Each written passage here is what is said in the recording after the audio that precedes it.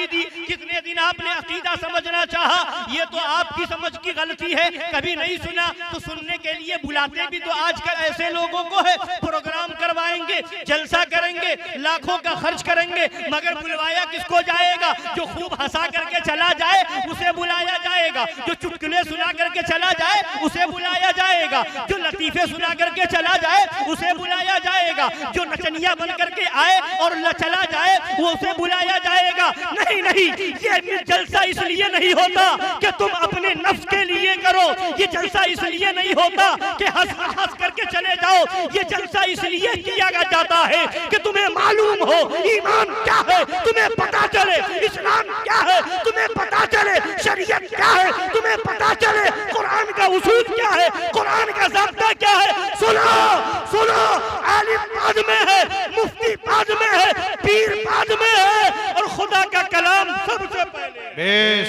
बेश, सुभान अल्लाह सुभान अल्लाह सुभान अल्लाह सुभान अल्लाह, सुभान अल्लाह सुभान अल्लाह। नारे तकबीर, नारे रिसालत, जश्न ईद मिलादुन नबी, फैज़ान कुरान, सुभान अल्लाह सुभान अल्लाह। इसलिए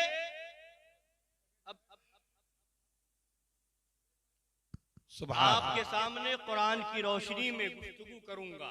आज क्या है, ये उलमा बैठे हैं, हम भी हर जगह जाते हैं, क्या होता है सुनने में बातें आती, लोग अपने दिमाग से, अरे वो भी तो कलमा पढ़ने वाले हैं, वहाबी भी तो कलमा पढ़ता है, देवबंदी भी तो कलमा पढ़ता है, वो भी तो नमाज पढ़ते हैं, उनकी तो मस्जिदें होती हैं, वो भी तो आलिम होते हैं, वो भी तो कुरान और हदीस से बोलते हैं, तो फिर हम किसी कलमा पढ़ने वाले को काफिर कैसे कह देंगे? किसी नमाज पढ़ने वाले को काफिर कैसे कह देंगे? किसी मस्जिद में जाने से किसी को रोक कैसे देंगे? ऐसा कैसे हो जाएगा? कलमा पढ़ के कोई काफिर हो सकता है? दाढ़ी रख करके कोई काफिर हो सकता है? नमाज पढ़ करके कोई काफिर हो सकता है? क्या कोई काफिर होगा तो मस्जिद बनवाएगा? क्या कोई काफिर होगा तो वो सजदा करने जाएगा? काफिर होगा तो दाढ़ी रखेगा? ऐसा है वैसा लोग अपने दिमाग से ऐसी बातें करते हैं। बोलिए करते नहीं करते? आज मैं कुरान से बताऊंगा कि दाढ़ी वाला भी काफिर हो सकता है। मैं कुरान से बताऊंगा कि नमाज पढ़ने वाला भी काफिर हो सकता है। मैं कुरान से बताऊंगा कि सजदा करने वाला भी काफिर हो सकता है। मैं कुरान से बताऊंगा कि अपने आप को मुसलमान कहलाने वाला भी काफिर हो सकता है। बोलिए काफिर हो सकता है। कुरान से मैं कुरान लेकर के आया, मगर ये कुरान नाजिल किस पर हुआ? कुरान किस पर नाजिल हुआ है?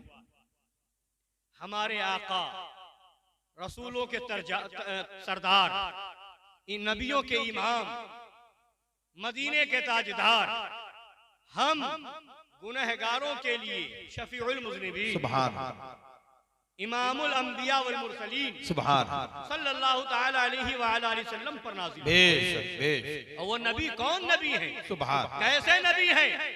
उस नबी का अदब भी कुरान बता रहा है। सुभान। हमने अभी आयत करीमा पढ़ी, कुरान की आयत पढ़ी खुतबा मसनूना के बाद। अल्लाह फरमाता है, या अय्युहल्लज़ीना आमनू ला तरफऊ अस्वातकुम फौqa सौतिन नबी। सुभान। ऐ ईमान वालो, अपनी आवाजों को नबी की आवाज पर ऊंची न करो। सुभान सुभान सुभान। अदब, नबी की बारगाह का अदब सुनो। और महफिले मिलाद में आए हो, डरामे की महफिल में नहीं, यहाँ भी जब तक बैठो अदब से बैठो, एहतराम से बैठो। जितना अदब करके ये सोच करके बैठोगे कि खुदा भी देख रहा है, खुदा का महबूब भी देख रहा है, तो इंशाअल्लाह उसकी बरकतें मिलेंगी। और जिसके पास टोपी हो, रुमाल हो, अपना सर ढाक ले, अदब और एहतराम के साथ बैठे, सर खुला भी ना रहे, यही अदब है। तो आयत करीमा मैंने पढ़ी, तर्जमा सुनिए, मफहूम है। ऐ ईमान वालों, अपनी आवाजों को नबी की आवाज पर ऊंची बोलिए। आप लोग भी बोलते रहिए ताकि हम समझे कि आप मेरी बात समझ रहे हैं। समझ रहे हैं तो मेरे साथ थोड़ा साथ दीजिए। क्या तर्जमा बताया, मफहूम बताया? ऐ ईमान वालों, अपनी आवाजों को नबी की आवाज पर ऊंची ना करो, ना करो। वला तजहरू लहू बिल कौलि कजहरि बअदिकुम लिबअद,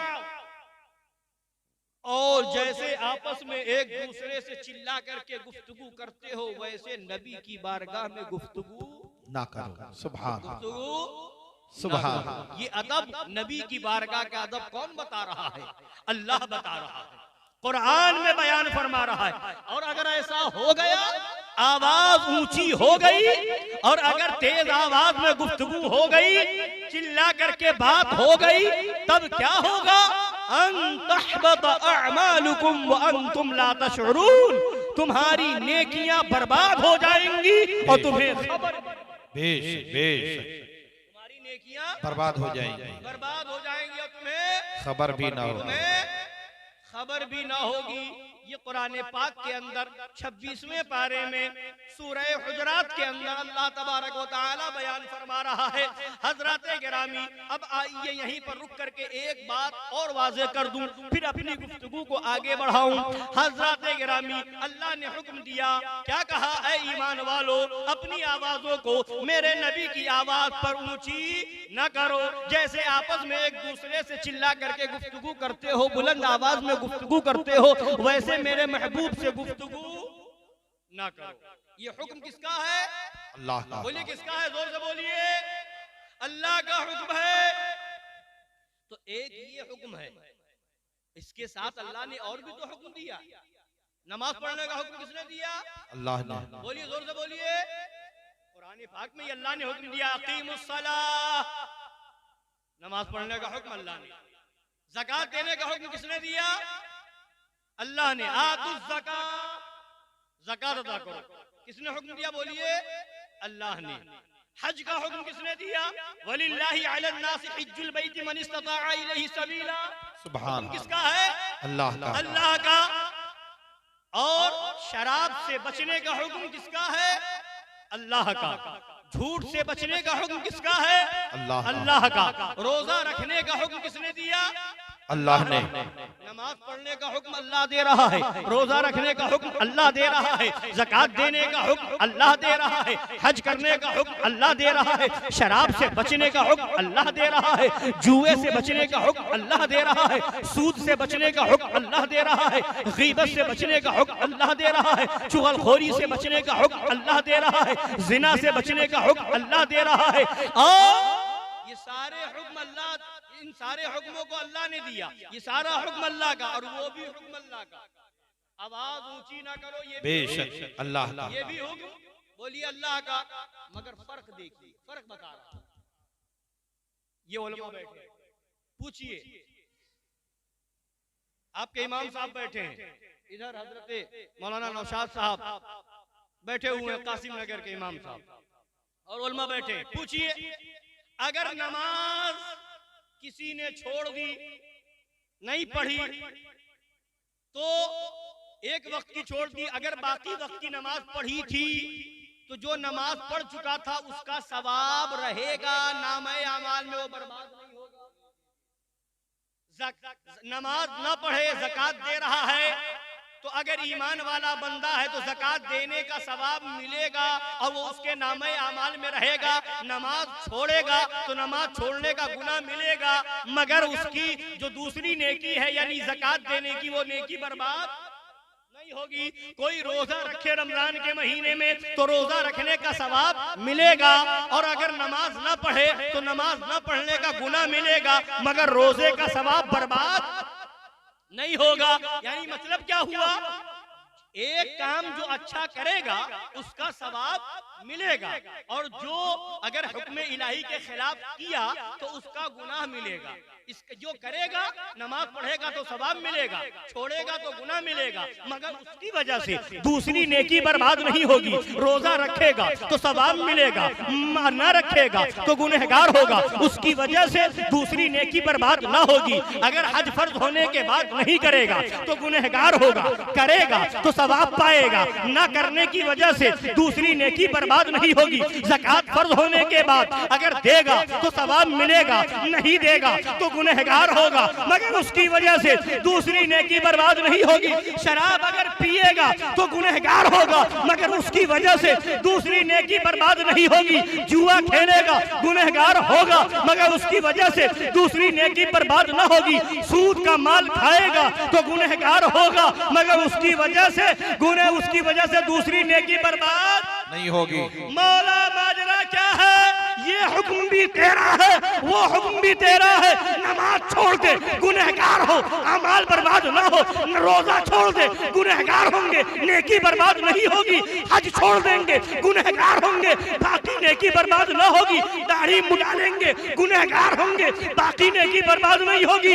मगर ये हुक्म भी तेरा है। अगर नबी की बारगाह में आवाज ऊंची हो गई तो अब नमाज भी बर्बाद, रोजा भी बर्बाद, हज भी बर्बाद, ज़कात भी बर्बाद, कोई अमल काम ना आएगा।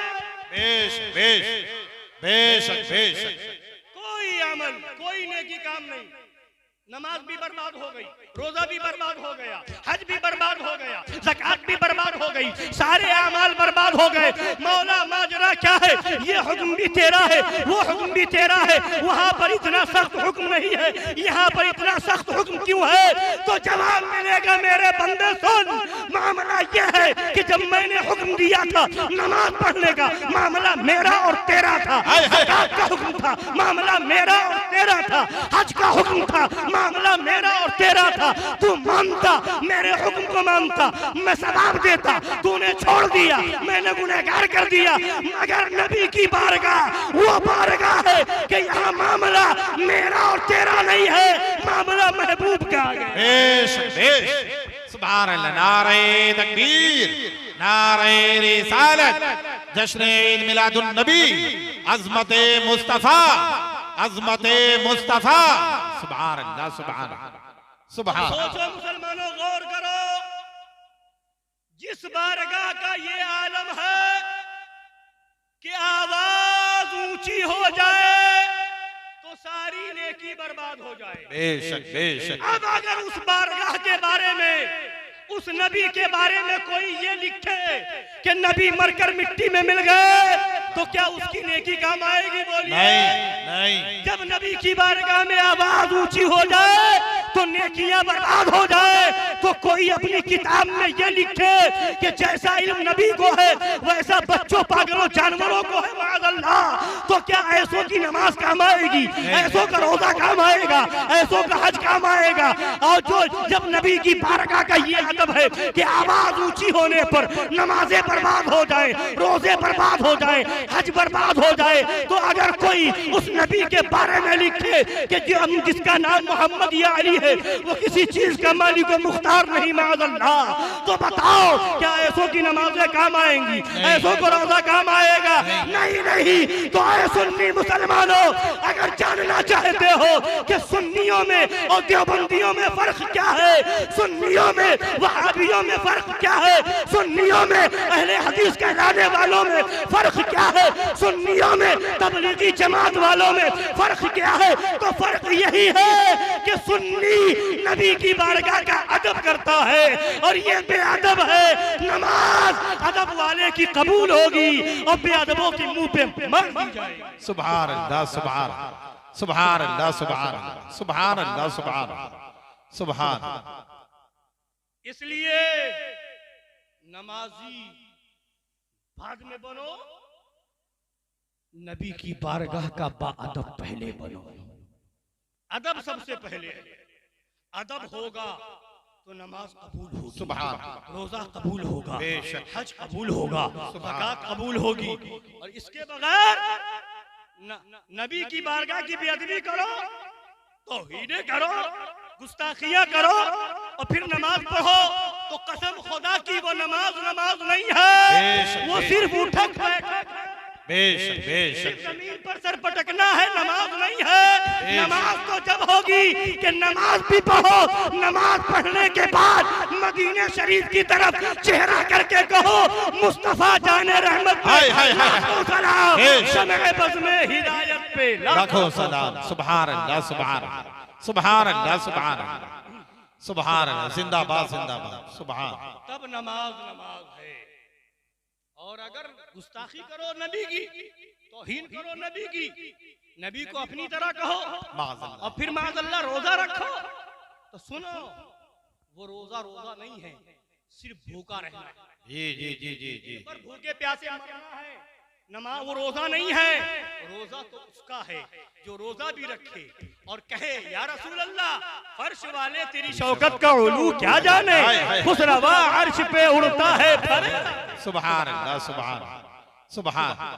2 रकात नमाज पढ़ो और कहो नबी हमारी तरह। माज़अल्लाह, रमजान के महीने में रोजा रख लो, कहो नबी हमारी तरह। माज़अल्लाह, एक हज करके चले आओ, कहो नबी हमारी तरह है। माज़अल्लाह, वे रोजा रख करके नबी की बराबरी करता है। नबी तो वो है, सुभान अल्लाह। उठाओ हदीस पाक, देखो नबी पाक सल्लल्लाहु ताला अलैहि वसल्लम ने सौमे विसाल रखना शुरू किया। सौमे विसाल किसको कहते हैं? जी, सौमे विसाल यानी मुसलसल रोजे रखना बगैर सहरी के और बगैर इफ्तार के, बगैर सहरी और बगैर इफ्तार की। सहरी भी ना करें, बस इतना कर ले कि रोजा रखने के लिए सुन्नत, और इफ्तार भी बस उतना कि रोजा खोलना है, बस उस लिए थोड़ा सा खा लिया सहरी में, थोड़ा सा इफ्तार में, और उसके बाद मुसलसल रोजा। इसको कहते हैं सौमे विसाल। नबी पाक सल्लल्लाहु अलैहि वसल्लम ने सौमे विसाल रखना शुरू किया, रोजाना रोजा रोजाना रोजा। सहाबा ने देखा कि मेरे नबी सहरी इफ्तार के बगैर रोजा रख रहे हैं, तो सहाबा ने भी यही अमल शुरू कर दिया, यही अमल शुरू कर दिया। तो अब 1 दिन 2 दिन 3 दिन गुजरे, सहाबा जब मस्जिद नबवी में आए, नबी ने पूछा, देखा कि सहाबा के कदम लड़खड़ा रहे हैं, बदन में कमजोरी नजर आ रही है, ये चलने फिरने में कदम इधर से उधर जा रहे हैं। तो नबी ने पूछा, ऐ मेरे सहाबा, ये तुम्हारी हालत ऐसी कैसे हो गई? तुम चल रहे हो तो कदम लड़खड़ा रहे हैं, तुम खड़े नहीं हो पा रहे हो, कमजोरी नजर आ रही है। तो सहाबाए किराम ने जवाब दिया, या रसूल अल्लाह, आपको हमने देखा सौमे विसाल रखते हुए, तो हमने भी सौमे विसाल रखना शुरू कर दिया। अब ये सही आपने किया, वैसा हमने करना शुरू कर दिया। अब सुनो, नबी फरमा रहे सहाबा से, अय्युकुम मिस्ली, सुभान। मेरे सहाबा बताओ, तुम में से कौन मेरी तरह? सुभान। तुम में से कौन मेरी तरह? कौन मेरी तरह है? यानी सहाबा से नबी फरमा रहे हैं, तुम मेरी तरह, तुम मेरी तरह। अबे जब सहाबी नबी की तरह नहीं हो सकता, तो कोई वहाबी नबी की तरह कैसे हो सकता है? अक्ल होती तो खुदा से न लड़ाई लेते, ये घटाए उसे मंजूर बढ़ाना। सुभान अल्लाह, सुभान अल्लाह, सुभान। नारे तकबीर, नारे रिसालत, जश्न ईद मिलादुन नबी, अज़मते मुस्तफा, मकामे मुस्तफा। सुभान अल्लाह, सुभान। ये कुरान शरीफ है, इसी में जो अभी मैंने आयत करीमा पढ़ी, और मैं वाज़े करता चलूं, कुरान शरीफ से ही बयान करूं, ताकि किसी के दिमाग में शको शुबहा न रहे। आइए, लोग कह देते हैं ना कि ये काफिर कैसे हो गए, कलमा पढ़ने वाला काफिर कैसे, दाढ़ी रखने वाला काफिर कैसे, नमाज पढ़ने वाला काफिर कैसे, वगैरह वगैरह। तो ये लोग बातें लेकर के आते हैं, ऐसा कैसे वैसा कैसे। अब मैं कुरान सुना रहा हूँ, ये कुरान पाक है, इसका पहला पारा है, और इसके अंदर अल्लाह तबारक व तआला फरमाता है, व मिनन नासी मन यक़ूलु आमन्ना बिल्लाहि व बिल यौमिल आखिर व मा हुम बिमुमिनीन। सुभान सुभान। सुनिए, तर्जुमा सुनिए। और कुछ लोग कहते हैं कि हम अल्लाह और पिछले दिन पर ईमान लाए, वो माहुम बिमुमिनीन, और वो ईमान वाले नहीं। बेशक, और वो, जोर से बोलिए, और वो ईमान वाले नहीं। वो मिनन नास मन यक़ूलु आमन्ना बिल्लाहि व बिल यौमिल आखिर, कुछ लोग कहते हैं हम अल्लाह और पिछले दिन पर ईमान लाए, यानी खुद कह रहे हैं हम ईमान लाए, मगर अल्लाह फरमा रहा है वो माहुम बिमुमिनीन, वो सुभान नहीं है, ईमान वाले नहीं है। ये कौन लोग? ये चोटी वाले नहीं थे, ये चोटी वाले लोग नहीं थे, दाढ़ी वाले थे, नबी के पीछे नमाज पढ़ने वाले थे, रोजा रखने वाले थे, कुरान पढ़ने वाले थे, वो लोग जिन्हें मुनाफिक कहा जाता है।